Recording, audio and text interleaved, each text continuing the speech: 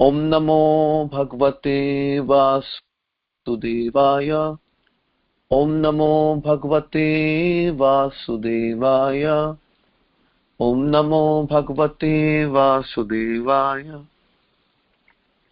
नारायणं नमस्कृत्य नरं चैव नरोत्तमं देवीं सरस्वतीं व्यासं ततो जयमुदीरयेत्।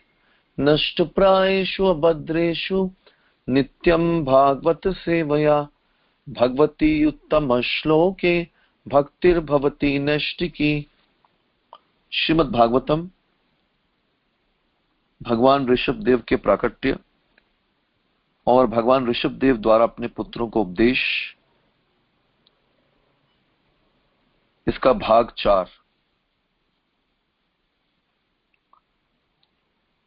कर्माशयम हृदय ग्रंथिम बंधम विद्या साधितं प्रमत्तः अनेन योगेन यथोपदेशं सम्यग् व्यपोहयो परमेत योगात्। हे पुत्रों, तुम्हें मेरे उपदेश के अनुसार आचरण करना चाहिए। अत्यंत सावधान रहना। इन विधियों से तुम लोग सकर्म अभिलाषा की अविद्या से छूट सकोगे और तुम्हारे हृदय में स्थित बंधन रूपी ग्रंथि पूर्णतया कट जाएगी। तदनंतर और अधिक उन्नति के लिए तुम्हें साधनों का परित्याग कर देना चाहिए, अर्थात तुम्हें मुक्ति क्रिया में ही आसक्त नहीं होना चाहिए। मुक्ति की क्रिया ब्रह्म जिज्ञासा है। सामान्यतः इसे नेति नेति कहते हैं, जिसका अर्थ है वह क्रिया जिससे परम सत्य की खोज करने के लिए अस्तित्व का विश्लेषण किया जाता है। यह विधि तब तक जारी रहती है जब तक मनुष्य आध्यात्मिक जीवन को प्राप्त नहीं होता। यह आध्यात्मिक जीवन ब्रह्मभूत अर्थात आत्म अनुभूति की स्थिति है। भगवद गीता 8वां अध्याय 54वें श्लोक में ब्रह्मभूत प्रसन्नात्मा न शोचति न कांक्षति समः सर्वेषु भूतेषु मद्भक्तिं लभते पराम। ब्रह्मभूत पुरुष को तत्काल परब्रह्म की अनुभूति होती है और वह पूर्ण रूपेण प्रसन्न रहता है। वह न तो शोक करता है, न किसी वस्तु को पाने की इच्छा ही करता है। वह सब प्राणियों में संभाव रखता है। इस अवस्था में उसे मेरी शुद्ध भक्ति प्राप्त होती है। तो शुद्ध भक्ति कब प्राप्त होती है? जब हम ब्रह्मभूत अवस्था को प्राप्त कर लेते हैं। ब्रह्मभूत अवस्था का मतलब क्या है? कि भगवान की अनुभूति होने लगती है उसे हर जगह। तो जब भगवान की अनुभूति होने लगती है तो वो पूरी तरह से संतुष्ट हो जाता है और वो प्रसन्न रहता है और वो किसी प्रकार का कोई दुख, तीनों तापों का उसको शोक नहीं होता और न ही उसे किसी चीज को पाने की इच्छा रहती है। उसके जीवन में कोई भी भौतिक लक्ष्य नहीं रहता कि मुझे ये प्राप्त करना है, क्योंकि उसको सब कुछ मिल गया। भगवान को प्राप्त करके उसको सब कुछ मिल गया। संसार की चीज क्या है भगवान के सामने? और वो सारे प्राणियों में संभाव रखता है, सबको समदृष्टि से देखता है। तो इसी अवस्था में वो शुद्ध भक्ति को प्राप्त कर सकता है। तो ऐसी अगर मनस्थिति हो जाए किसी जीवात्मा की, तो वो भगवान की शुद्ध भक्ति की अवस्था को प्राप्त कर लेता है। इसका उद्देश्य पराभक्ति अर्थात परमेश्वर की दिव्य सेवा में प्रवेश करना है। इसे प्राप्त करने के लिए मनुष्य अपने अस्तित्व का विश्लेषण करता है, किंतु भक्ति में संलग्न रहने पर ज्ञान की खोज करने की आवश्यकता नहीं रह जाती, क्योंकि ज्ञान का जो अंत है वो भगवान की सेवा है। भगवान के चरणों को प्राप्त करना या भगवान के शरणागत होना, यही ज्ञान का अंत है। बहुनाम जन्मनाम अन्ते ज्ञानवान माम प्रपद्यते वासुदेवम सर्वमिति स महात्मा सुदुर्लभा। कई जन्मों के बाद ज्ञानी लोगों को ये रियलाइज होता है, ये साक्षात्कार होता है कि वासुदेव कृष्ण ही सब कुछ है, और वो उनके शरण में आ जाते हैं और उनकी सेवा में लग जाते हैं। तो ऐसे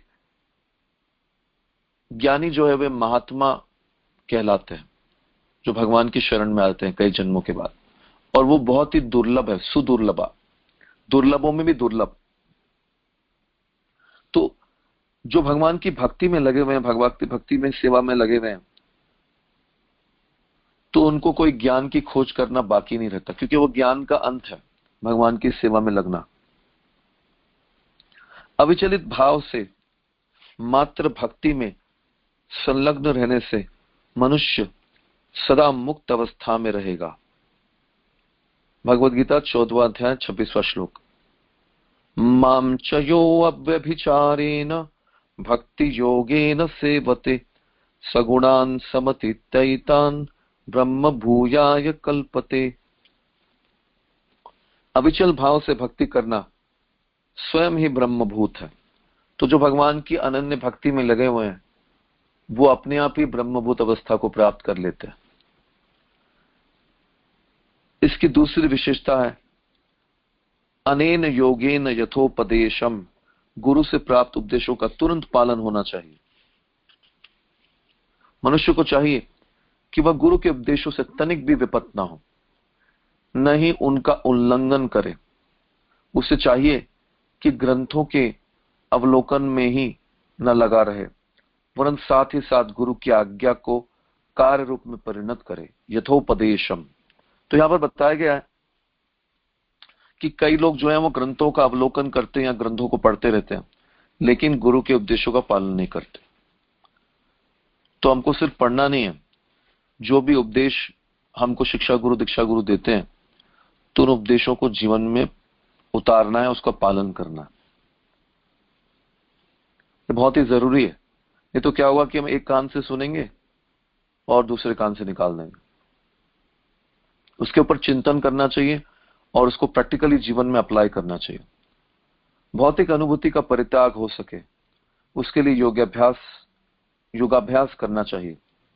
किंतु यदि मनुष्य भक्ति योग में संलग्न हो जाता है तो इसकी आवश्यकता नहीं रह जाती।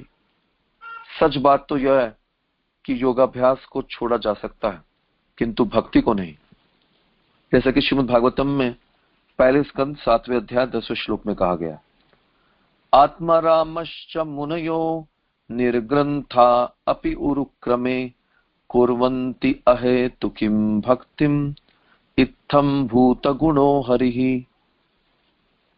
जो आत्माराम मुक्त है उन्हें भी सदैव भक्ति में लगे रहना चाहिए। जो आत्मा में रमण करने वाले मुनि हैं, निर्ग्रंथा, ज्यादा ग्रंथों का पाठ नहीं करते, ऐसे मुनि भी जब भगवान की गुणों को सुनते हैं, भगवान की लीलाओं को सुनते हैं, तो वो भी कुर्वन्ति अहेतुकीं भक्तिम, वो भी भगवान कृष्ण की अहेतुकी भक्ति में लग जाते हैं। जैसे वो भगवान की गुणों को सुनते हैं, भगवान की लीलाओं को सुनते हैं, तो ऐसे आत्मा राम मुनि भगवान की लीलाओं से भगवान से आकृष्ट हो जाते हैं। जैसे सुखदेव गोस्वामी भी पहले ब्रह्मवादी थे, लेकिन जैसे वो भगवान की लीलाओं को सुनते हैं वेद व्यास के शिष्यों के द्वारा, तो ये भगवान की लीलाओं से, भगवान के रूप से आकृष्ट हो जाते हैं।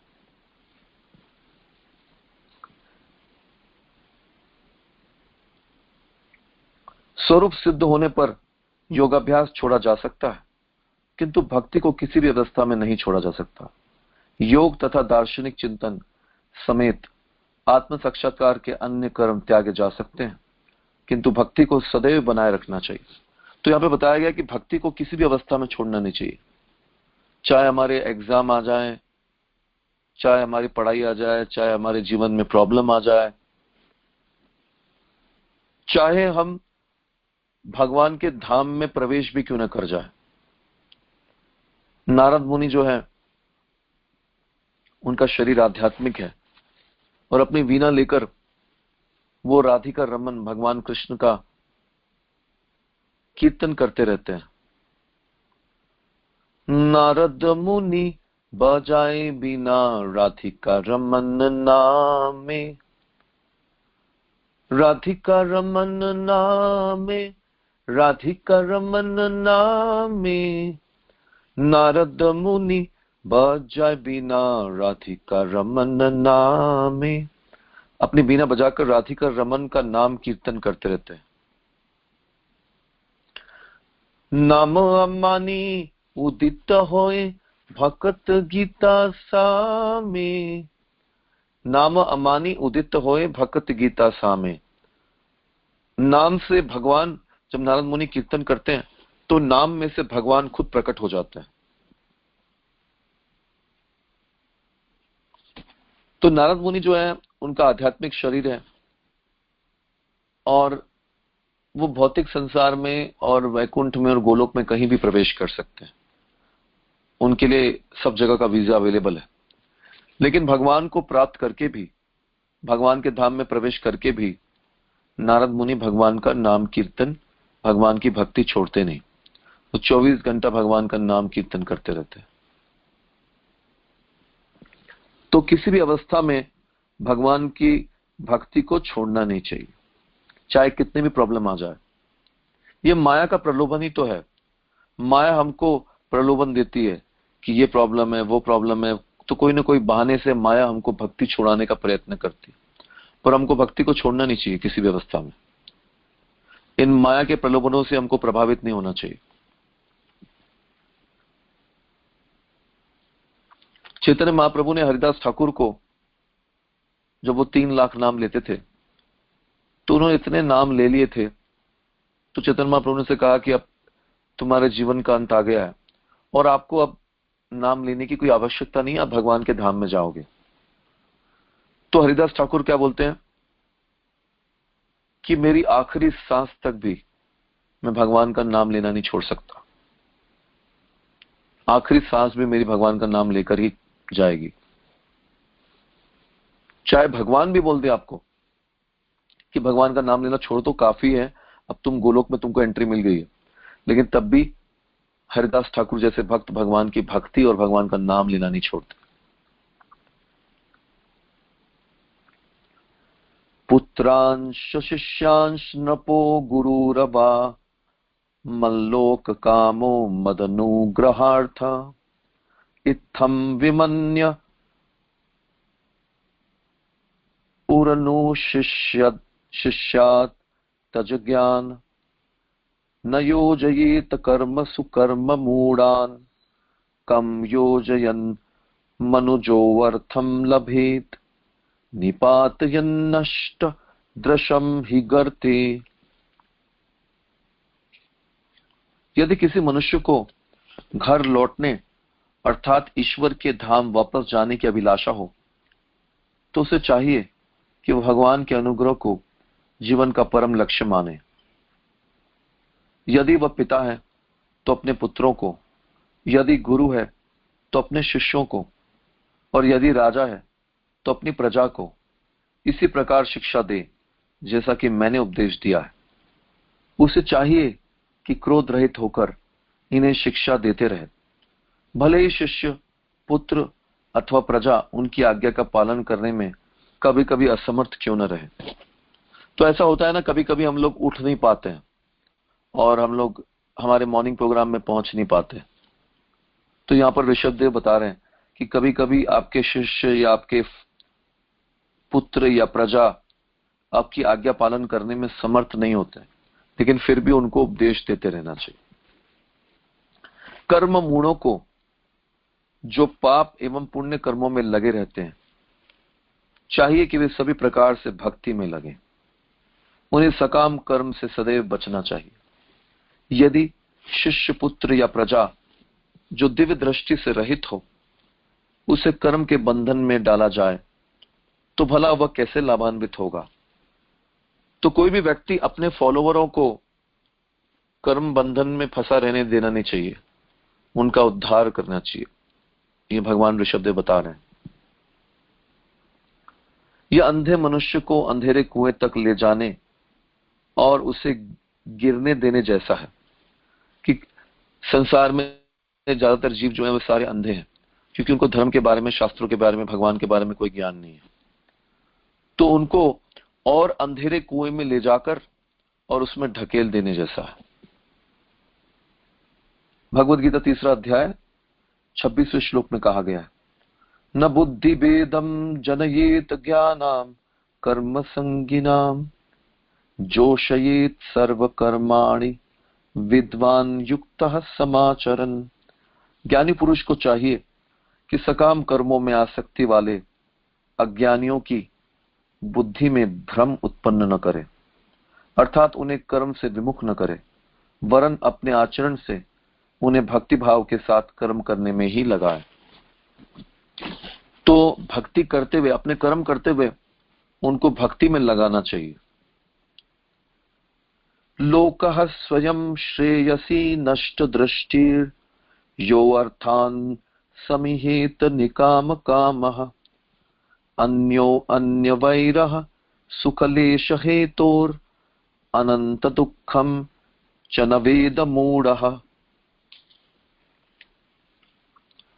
अज्ञानवश भौतिकतावादी व्यक्ति अपना सच्चा हित नहीं समझ पाता।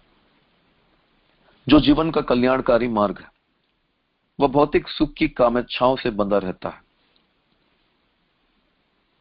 और उसकी सारी योजनाएं इसी एक कार्य के लिए तैयार की जाती है।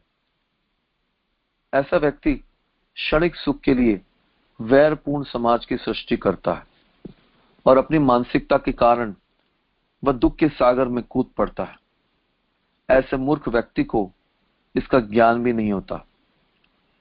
नष्ट दृष्टि शब्द का अर्थ है जो भविष्य को नहीं देख पाता, और यह शब्द इस श्लोक में अत्यंत सार्थक है। प्राण तो एक शरीर से दूसरे शरीर में चले जाते हैं और इस जीवन में किए गए कर्मों का अच्छा या बुरा फल इसी जन्म में, अन्यथा अगले जन्म में मिलता रहता है। जो अल्पज्ञ है और भविष्य को नहीं देख सकता, वह इंद्र तप्ति के लिए अन्यों से दुश्मनी मोल ले लेता है और लड़ता भिड़ता रहता है। तो लोग आपस में लड़ते रहते हैं, कंपटीशन करते रहते हैं इंद्र तप्ति के लिए कि मैं ज्यादा पैसा कमा लूं या मैं विजयी हो जाऊं और ये हार जाए।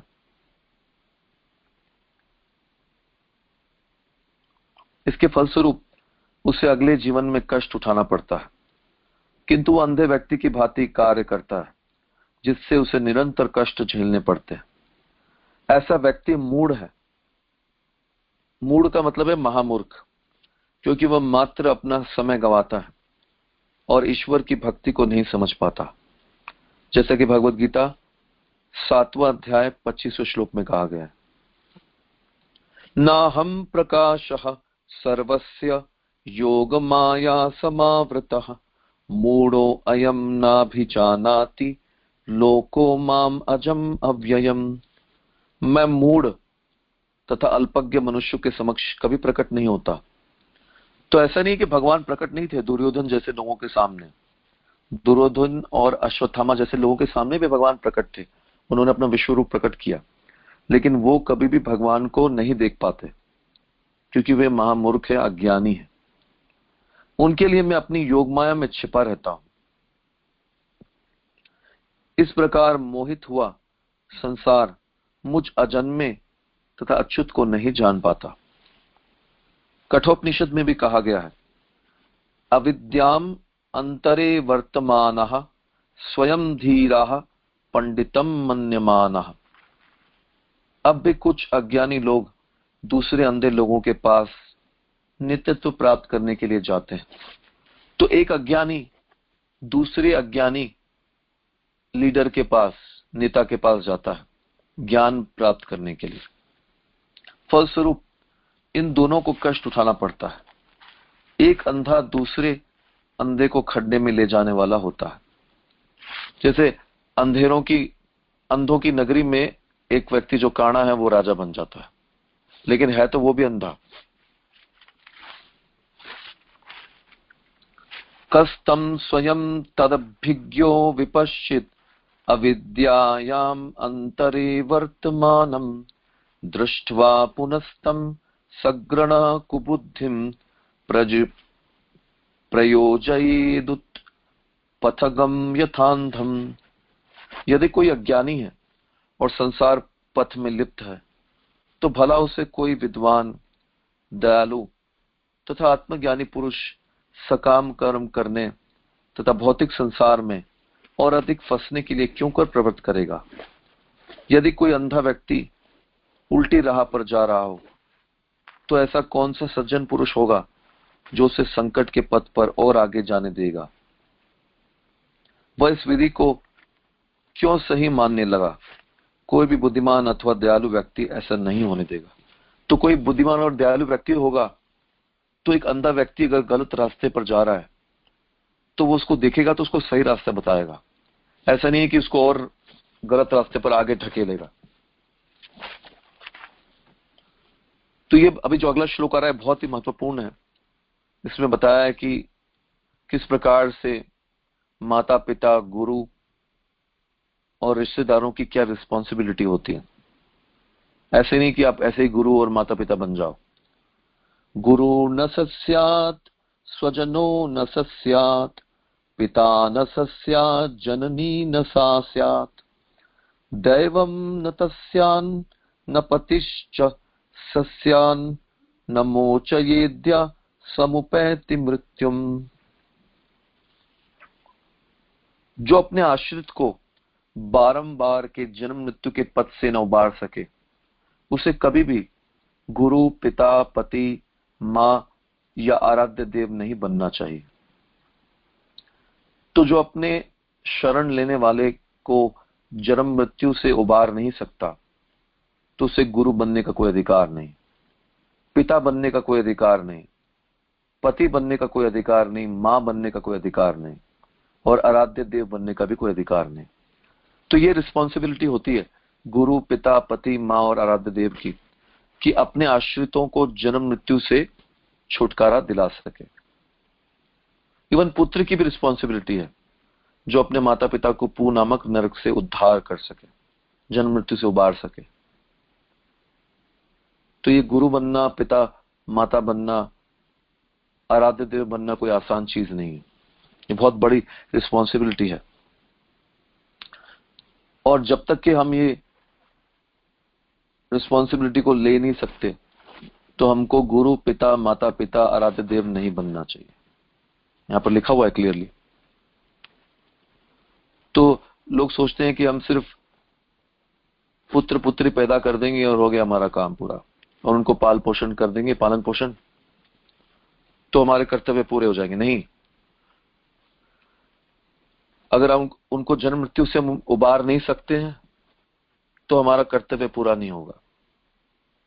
और कई बार ऐसा होता है कि माता पिता अपने कर्तव्य को पूरा नहीं कर रहे हैं, तो ये पुत्र का कर्तव्य है कि अपने माता पिता को उबारे। तो अगर हम खुद भक्ति नहीं करेंगे तो हम कैसे उबारेंगे अपने माता पिता को। गुरु कई प्रकार के होते हैं, किंतु ऋषभदेव का उपदेश है कि जो गुरु अपने शिष्य को जन्म मरण के पथ से उबार सकने में असमर्थ हो उसे गुरु नहीं बनना चाहिए। श्री कृष्ण का शुद्ध भक्त हुए बिना कोई व्यक्ति बारंबार जन्म तथा मृत्यु के पथ से अपने को बचा नहीं पाता। जन्म कर्म चमे दिव्यम एवं यो व्यक्ति तत्वतः त्यक्त्वा देहम पुनर्जन्म नैति मामेति स्वर्जुना। केवल भगवान के धाम वापस पहुंचकर ही मनुष्य जन्म मृत्यु के बंधन से छूट सकता है। लेकिन जब तक मनुष्य सचमुच ही परमेश्वर को नहीं समझता तब तक वह परम धाम वापस कैसे जा सकता है। जन्म कर्म चमे दिव्यम यो वेत्ति तत्वतः। तो भगवान के नाम, भगवान की लीलाओं को और भगवान के जन्म को जब तक हम समझेंगे नहीं तत्व से, तब तक कि हम भगवान के धाम नहीं जा सकते। इतिहास में ऋषभदेव के उपदेशों का दृष्टांत प्रस्तुत करने वाली कई घटनाएं हैं। बलि महाराज ने शुक्राचार्य का इसीलिए परित्याग किया क्योंकि वे उन्हें जन्म मरण के मार से बचाने में असमर्थ रहे। शुक्राचार्य शुद्ध भक्त नहीं थे, वे न्यूनाधिक सकाम कर्म में प्रवृत्त थे। और जब बलि महाराज ने भगवान विष्णु को अपना सर्वस्व देना चाहा तो शुक्राचार्य ने उन्हें रोका। तो एक गुरु का कर्तव्य है कि शिष्य को जन्म मृत्यु से उबारे और भगवान खुद वामन बनकर भिक्षा मांगने आए हैं, तो भगवान को अपना सर्वस्व देना चाहिए, तो वो उनको भगवान की सेवा करने के लिए रोक रहे हैं, तो ऐसे गुरु का त्याग कर देना चाहिए जो भगवान की सेवा करने से रोके। गुरु का काम है कि शिष्य को भगवान की सेवा में लगाए, न कि रोके। वास्तव में मनुष्य से आशा की जाती है कि वह अपना सर्वस्व ईश्वर को अर्पित कर दे, क्योंकि सब कुछ उन्हीं का है। फलस्वरूप परमेश्वर ने भगवत गीता 7वें अध्याय 27वें श्लोक में उपदेश दिया है, यत् करोषि यदश्नासि यज्जुहोषि ददासि यत् तपस्यसि कौन्तेय तत्कुरुष्व मदर्पणम। हे कुंती पुत्र, तू जो कुछ भी कर्म करता है, जो कुछ खाता है, जो कुछ यज्ञ करता है, या जो भी दान देता है और तपस्या करता है, वह सब मुझे अर्पित कर। यही भक्ति है कि अपने जीवन में जो कुछ भी हम करते हैं वो भगवान को अर्पित करके करें। बिना भक्त बने कोई मनुष्य परमेश्वर को सर्वस्व अर्पित नहीं कर सकता, और जब तक वह ऐसा नहीं करता तब तक वह गुरु, पति, पिता या माता नहीं बन सकता। तो जब तक कि कोई भगवान का भक्त नहीं बनता या भगवान को अपना सर्वस्व अर्पित नहीं कर देता, तब तक वो पिता, माता, गुरु, पति बनने के, माता बनने के लायक नहीं। इसी प्रकार यज्ञ करने वाले ब्राह्मणों की पत्नियों ने अपने पतियों को त्याग दिया, जिससे वे श्री कृष्ण को संतुष्ट कर सके। तो ये याज्ञिक ब्राह्मण की पत्नियां, ये ब्राह्मण जो है, जब भगवान कृष्ण और बलराम ने अपने गोप मित्रों को भेजा उनसे कुछ मांगने के लिए याज्ञिक सामग्रियां, तो उन्होंने उनको वापस लौटा दिया, अनसुना कर दिया। लेकिन यज्ञ पत्नियों ने अपना सब कुछ दे दिया कृष्ण को, और वे अपने ऐसे पतियों का त्याग करना चाहती थी कि ऐसे पति का क्या फायदा जो भगवान कृष्ण को अपना सब कुछ देने के लिए तैयार नहीं है। क्योंकि अगर हम भगवान को अपना सर्वस्व नहीं देंगे तो न हम पिता बन पाएंगे, न माता बन पाएंगे, न गुरु बन पाएंगे, और न हम अपने पुत्रों को और अपने रिश्तेदारों का उद्धार कर पाएंगे। क्योंकि माता पिता तो जानवर भी होते हैं, जानवरों के भी पुत्र पुत्रियां होती हैं, वो भी बालक और बालिकाएं उत्पन्न कर देते हैं, लेकिन वो उनका उद्धार तो नहीं कर पाते। तो मनुष्य जन्म मिला है तो हमको अपने ऊपर आश्रित जो लोग हैं उनका उद्धार करना चाहिए।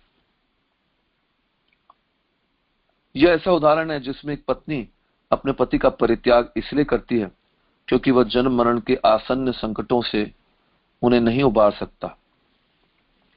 इसी प्रकार प्रहलाद महाराज ने अपने पिता तथा भरत महाराज ने अपनी माता का परित्याग किया। भगवान राम के भाई भरत ने अपनी माता कैकेयी का त्याग कर दिया। क्यों? क्योंकि कैकेयी ने भगवान राम को 14 साल वनवास में भेज दिया। भगवान की सेवा करना चाहिए कि भगवान को तकलीफ देना चाहिए, तो भगवान को उन्होंने तकलीफ दी और उनको दूर कर दिया, 14 साल वनवास भेज दिया। तो ऐसी माता का त्याग कर दिया भरत ने। दैवम शब्द देवता या अपने अधीन की अर्चना स्वीकार करने वाले का द्योतक है। सामान्य रूप से गुरु, पति, पिता, माता या गुरु परिजन अपने से कनिष्ठ परिजन की आराधना स्वीकार कर लेते हैं, किंतु यहाँ पर ऋषिदेव इसके लिए मना करते हैं। वो बोलते हैं कि अपनी आराधना नहीं करानी चाहिए इन लोगों को, अगर वो उनको जन्म मृत्यु से उबार नहीं सकते हैं। तो पहले तो पिता, गुरु व पति को इतना सक्षम होना चाहिए कि अपने आश्रित को बारंबार जन्म तथा मृत्यु से उबार सके। यदि वे ऐसा नहीं कर पाते तो वे अपने अवैधिक कर्मों के कारण भर्त्सना के सागर में डूबते हैं। प्रत्येक मनुष्य को चाहिए कि अपने आश्रित का वैसा ही ध्यान रखें जैसे कि गुरु अपने शिष्य का या कि पिता अपने पुत्र का रखता है। ये सारे उत्तरदायित्व ठीक प्रकार से एक साथ तब तक नहीं निभाए जा सकते जब तक अपने आश्रित को जन्म मरण के चक्कर से उबारा ना जा सके। तो हमारे कर्तव्य पूरी तरह से पूरे नहीं हो पाएंगे माता पिता और गुरु के, अगर हम उनको जन्म मृत्यु से उबार नहीं पाएंगे तो हमारे कर्तव्य जो हैं अधूरे रह जाएंगे। कई लोग बोलते हैं ना कि मेरा कर्तव्य है, मुझे अपने पुत्रों की देखभाल करनी है। तो कहां से देखभाल? जब तक कि आप उनको जन्म मृत्यु से उबार नहीं पाओगे, आपका कर्तव्य अधूरा है। खाना पीना सोना रहना तो जानवर भी दे देते हैं अपने बच्चों को, तो इसमें क्या बड़ी बात है?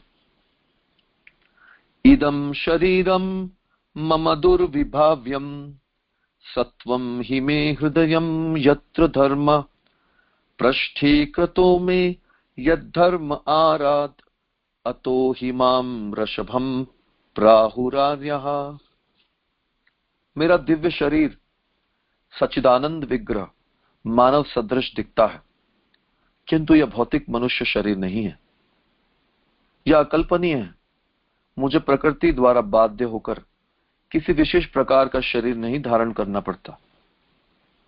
मैं अपनी इच्छा अनुकूल शरीर धारण करता हूं। मेरा हृदय भी दिव्य है और मैं सदैव अपने भक्तों का कल्याण चाहता रहता हूं।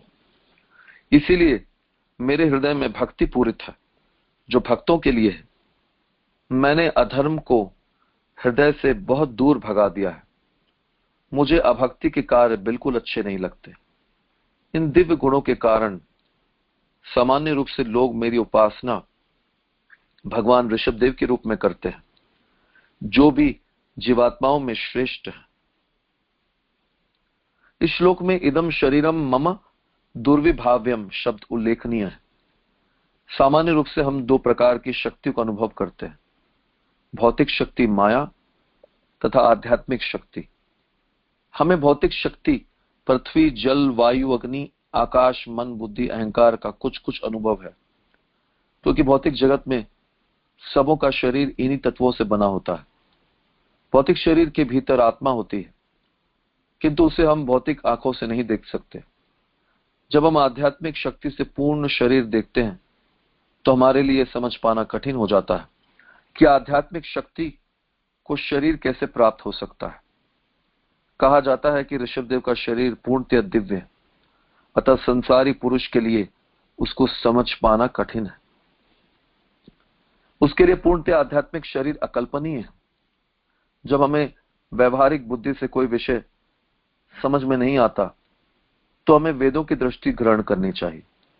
जैसा कि ब्रह्म संहिता में कहा गया, ईश्वर परम कृष्ण सच्चिदानंद विग्रह। परमेश्वर का शरीर स्वरूप युक्त होता है, किंतु भौतिक तत्वों का बना हुआ नहीं रहता।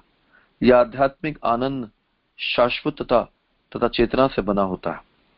भगवान की अकल्पनीय शक्ति से ईश्वर अपने आदि दिव्य शरीर में प्रकट हो सकता है, किंतु ऐसे शरीर का कोई अनुभव न होने से हम कभी कभी मोहग्रस्त हो जाते हैं।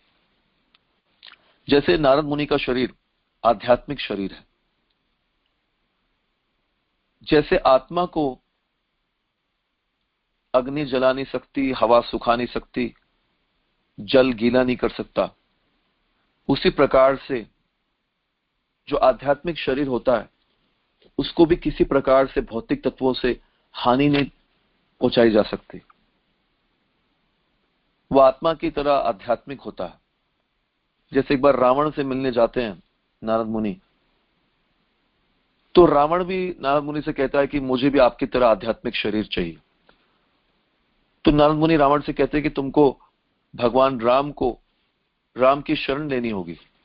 तो वो राम की शरण लेने के लिए तो तैयार नहीं था, तो इसीलिए ये आध्यात्मिक शरीर तुमको कभी नहीं मिल सकता। तो रावण को क्रोध आता है, वो नारद मुनि के ऊपर आक्रमण करता है अपने शस्त्रों से, लेकिन ये शस्त्र नारद मुनि के शरीर से आर पार हो जाते हैं, उनको कोई असर ही नहीं होता।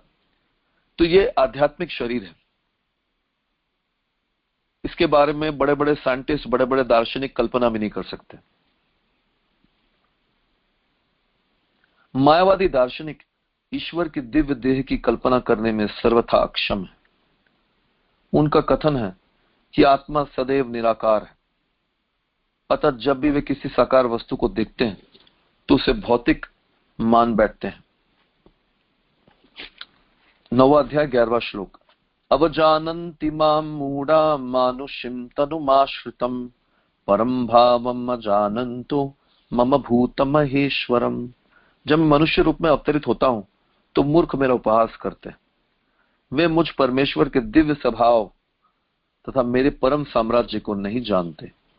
तो भगवान का शरीर आध्यात्मिक है, लेकिन वो क्या सोचते हैं मूर्ख लोग कि भगवान भी साधारण मनुष्यों की तरह कर्मों में बंधे हुए हैं और भौतिक देह को धारण करते हैं, पर ऐसा नहीं है। तस्माद् भवन्तो हृदयेन जाताः सर्वे महीया महीयां सममुं सनाभम् अक्लिष्ट बुद्धया भरतं भजध्वम् शुश्रूषणं तद्भरणं प्रजानाम। मेरे प्रिय पुत्रों, तुम सभी मेरे हृदय से उत्पन्न हो, जो समस्त दिव्य गुणों का केंद्र है। अतः तुम्हें संसारी तथा ईर्ष्यालु मनुष्यों के समान नहीं होना है। तुम अपने सबसे बड़े भाई भरत को मानो, क्योंकि वह भक्ति में शिष्ट है। यदि तुम लोग भरत की सेवा करोगे तो उसकी सेवा में मेरी सेवा सम्मिलित होगी और तुम स्वयं प्रजा पर शासन करोगे। तो श्लोक में हृदय शब्द हृदय के अतिरिक्त ऊर रहा अर्थात वक्षस्थल का भी सूचक है। हृदय वक्षस्थल में स्थित है। यद्यपि पुत्र तांत्रिक रूप से जननांग से उत्पन्न होता है, किंतु वास्तव में वह हृदय से ही उत्पन्न माना जाता है। हृदय की स्थिति के अनुसार ही वीर शरीर का रूप धारण करता है। अतः जब किसी के पुत्र उत्पन्न होता है तो वैदिक प्रथा के अनुसार उसके हृदय को गर्भाधान संस्कार द्वारा शुद्ध किया जाना चाहिए। ऋषभदेव का हृदय सदा निष्कलुष एवं आध्यात्मिक था, अतः उनके हृदय से उत्पन्न सभी पुत्र आध्यात्मिक प्रवृत्ति के थे। फिर भी ऋषभदेव ने सुझाया कि उनका सबसे ज्येष्ठ पुत्र प्रवर है, इसलिए अन्यों को उसकी सेवा करनी चाहिए। भरत महाराज के सभी भाइयों को ऋषभदेव द्वारा भरत की सेवा में संलग्न रहने की सलाह दी गई। तो यहाँ प्रश्न पूछा जा सकता है कि मनुष्य को परिवार के सदस्यों में क्यों आसक्त होना चाहिए, जबकि प्रारंभ में उपदेश दिया गया है कि मनुष्य को घर तथा परिवार में लिप्त नहीं होना चाहिए।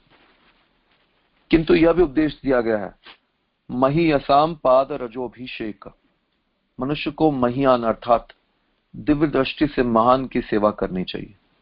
महत सेवाम द्वारम आहुर विमुक्त। महत अर्थात महान भक्तों की सेवा करने से मुक्ति का द्वार खुल जाता है। तो महाराज भरत जो थे, जो ऋषभदेव के ज्येष्ठ पुत्र हैं, वो भगवान के बहुत बड़े भक्त हैं।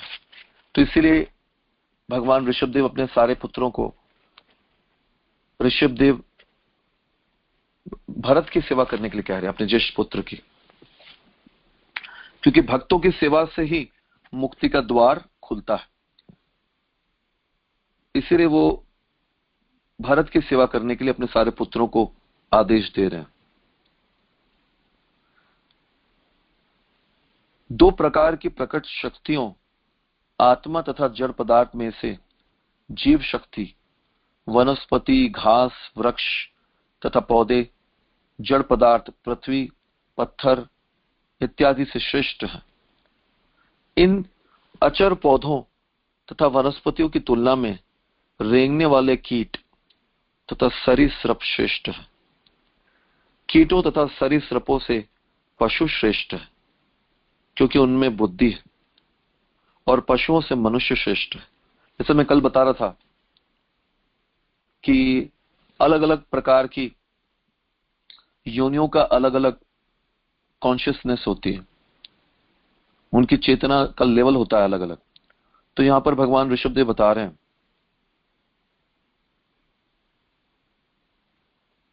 वनस्पतियों,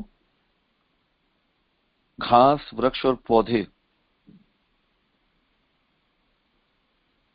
तो पौधों की सबसे नीचे की श्रेणी में आते हैं वनस्पति और पौधे, और इनसे श्रेष्ठ कौन आते हैं? रेंगने वाले कीड़े और सरीसृप। और कीटों और सरीसृपों में पशु श्रेष्ठ, उनसे श्रेष्ठ पशु होते हैं, पशु की योनि, और पशुओं से भी श्रेष्ठ जो है वो मनुष्य है, और मनुष्यों से भूत प्रेत, क्योंकि उनके कोई शरीर, भौतिक शरीर नहीं होता। तो भूत प्रेत जो है मनुष्य से भी श्रेष्ठ है, वो कोई भी शरीर में प्रवेश कर जाते हैं अपनी इच्छा से।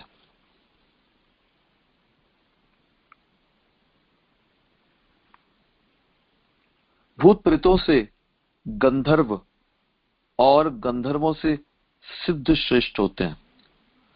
तो भूत प्रेतों से भी श्रेष्ठ कौन है? गंधर्व। तो ये गंधर्वों का राजा जो है वो कुबेर है, जिनसे लड़ने के लिए ध्रुव महाराज गए थे कुबेर के लोक में।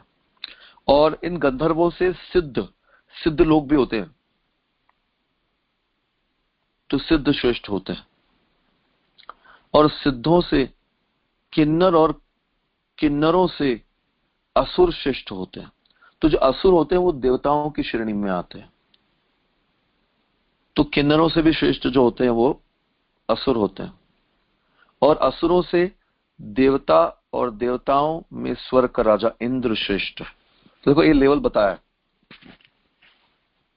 किस प्रकार से कौन किससे श्रेष्ठ है।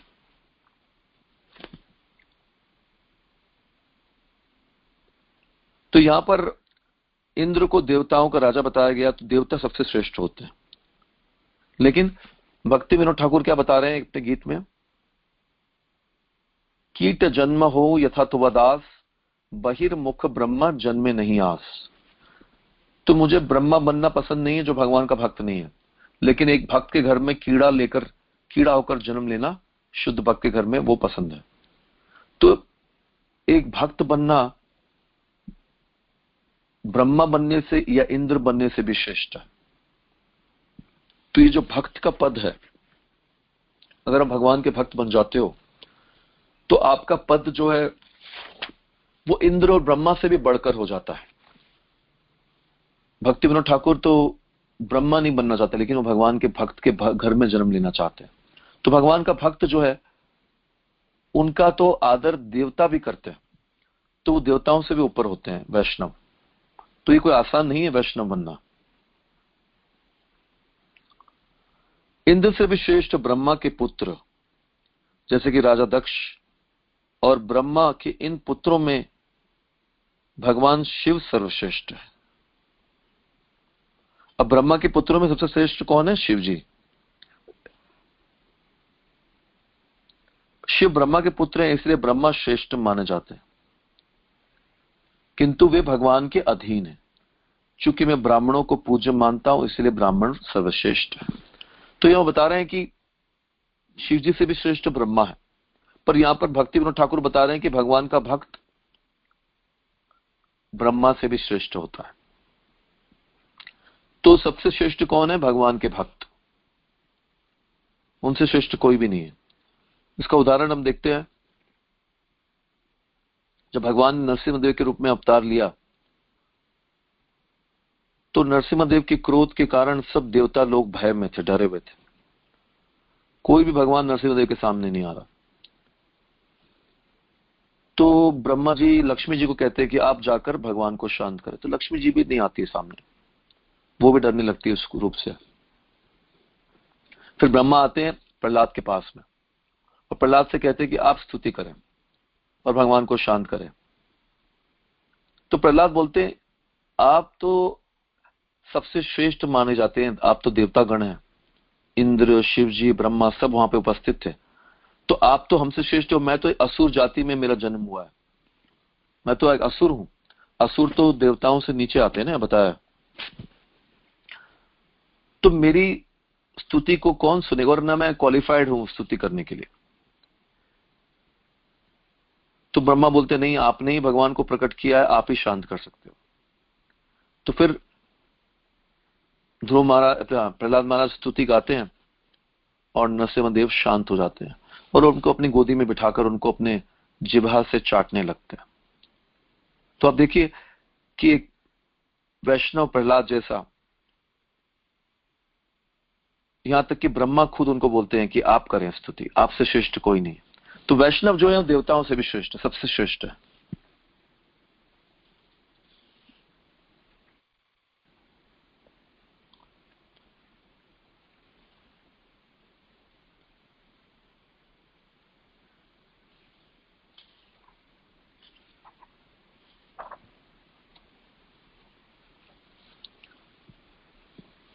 तो